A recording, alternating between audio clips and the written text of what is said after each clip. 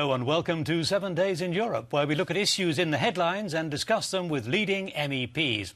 And of course the biggest headline remains the sovereign debt crisis and whether or not the euro can be saved. To talk about that, with me first is my guest, a Greek member of the Alliance of Liberals and Democrats for Europe, Thodoros Skylakakis. And before we go any further, in fact, do you think the euro can be saved? Yes, of course. There is no fundamental problem of not saving the euro. The economic fundamentals of Europe and Eurozone are good, not bad. So it's just political decisions that have to be made. OK, well, as usual, we're going to start 7 Days today with our yes-no segment, in which I pose a series of questions to which my guest can only answer yes or no. Do you feel the Sarkozy-Merkel plan has promise for saving the euro? Yes. What about the treaty changes? They seem to think the treaty changes are necessary, and Mr Van Rompuy doesn't. Do we need to change the treaties? Yes. Will it be possible to do that, given the opposition to everything at the moment in some of the countries that are most affected? Yes. What about it was France and Germany, after all, that broke the Stability and Growth Pact the last time. Can we trust them this time? No. Standard & Poor have threatened to downgrade all of the Eurozone countries. Is that worrying? Yes and no. Fair answer. A French professor has said that the European Parliament has done too little. Watch the train go by was his expression. Is he right? Yes. Can you see Greek bonds recovering within the next 3 years? No. Are you happy to have your country run by an ex-Goldman Sachs economist? Wrong question. What about Italy, also run by an ex-Goldman Sachs man? We've run out of time, I'm afraid. That's it. Very informative anyway. I like the yes-no bit too. We'll take a look now, though, at some of the stories in the news today with Caroline Grasso. Just a reminder, you're watching 7 Days in Europe, and my studio guest is Thodoros Skylakakis. Looking at the plight that the euro is in at the moment, do you feel that the plan that seems to be on the table from Sarkozy and Merkel does have a chance of restoring things properly? Not if it's not an addition in terms of some kind of guarantee for the sovereign debt all over Europe. You can never solve this crisis only by fiscal discipline. You need discipline and solidarity.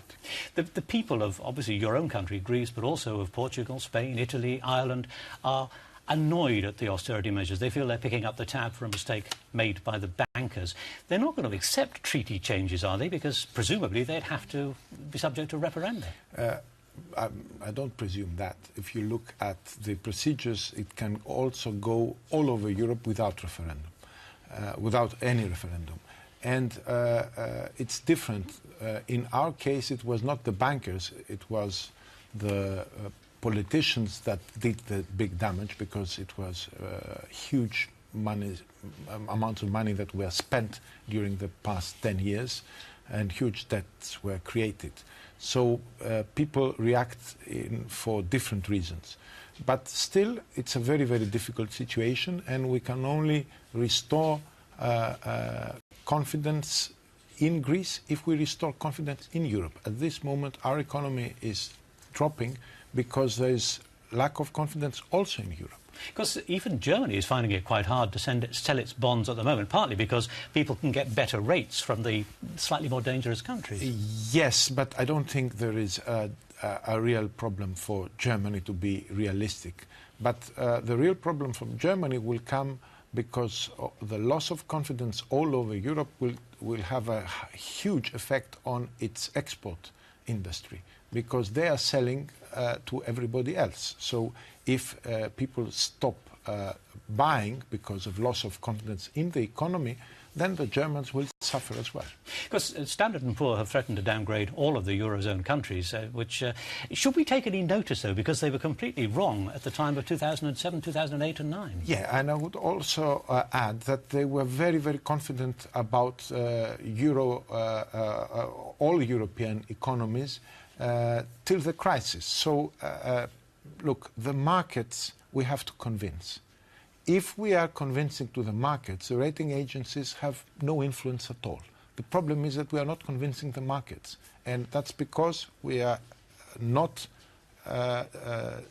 decisive in confronting political costs within our own countries. Have we taken too long? Have the leaders of Europe taken too long to get to grips with this? And if you like, done it a little bite at a time rather than having a sort of a shock and awe type of solution? Well, in Europe we negotiate a lot. And I think this is part of a huge negotiation both within the countries and between countries.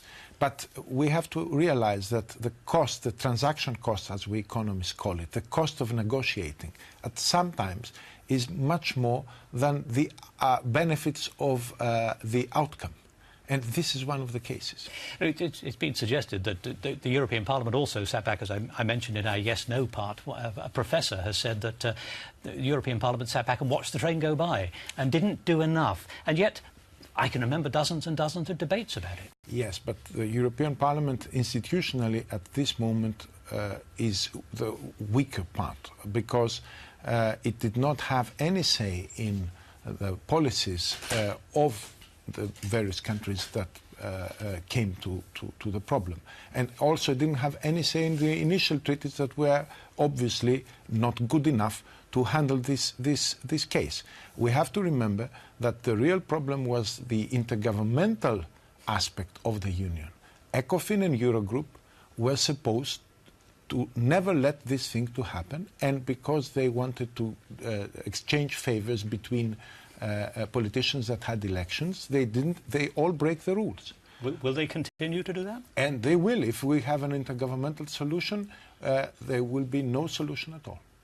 OK, well, that takes us out of time, I'm afraid. Theodoros Skylakakis, thank you very much indeed for taking part. It's time for me now to say goodbye to you and hello to our next guest. Thank you very much. Thank you. Bye.